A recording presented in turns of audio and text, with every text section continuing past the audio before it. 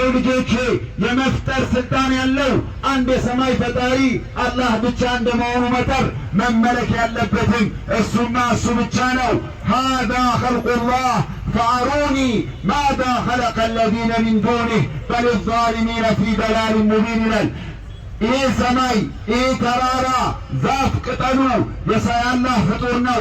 ከአላህ ውጭ ያሉት የፈጠሩትን እስቲ አሳዩኝ ይላል። ምንም ነገር አልፈጠሩም። ስለዚህ አይመለኩም። ኢሳ የመርየም ልጅ አልመሲህ ለእስራኤል ሕዝቦች የተላከ ነቢይና ነቢይ ብቻ ነው። ከዛ የዘለለ ስልጣን የለውም። የሰው ልጆች ሆይ በግድ ማምለክ የለብንም። እሱ በየትኛውም መጽሐፍ ላይ አንድ ጊዜ አምልኩኝ እኔ ፈጣሪ ነኝ ብሎ አላስተማረም። የኔንና የናንተን አንድ አምላክ አላህን አምልኩ ብሎ ነው ያስተማረው።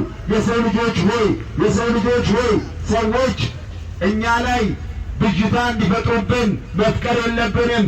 እኛ የሰው ልጆች ከእንስሳ የምንለየው ማሰብ፣ ማንበብ፣ መመርመር እንችላለን። ዝም ብለን በጭፍን መከተል የለብንም። የሰው ልጆች ሆይ የፈጣሪያችን አንድ የሆነውን አላህን ብቻ እናምልክ እንላቸዋለን። ከሱ ውጭ ያሉ ነገሮች አይመለኩም።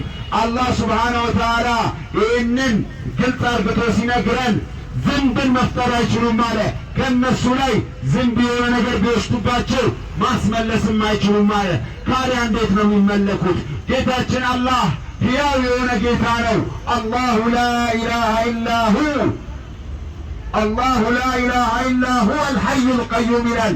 አላህ ማለት እኮ ያ ሕያውና ዘስተናስ የሆነ ጌታ ነው። ላ ተእኹዙሁ ሲነቱን ወላ ነውም ይላል። እሱም ማንገላጀትም ሆነ እንቅልፍ አይዘውም ይላል።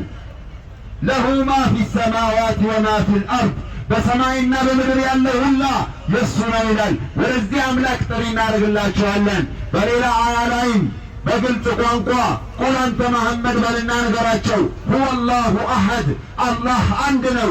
አላሁ ሰመድ አላህ የሁሉም መጠጊያ ነው። ለም የሊድ ወለም ይውለድ አልወለደ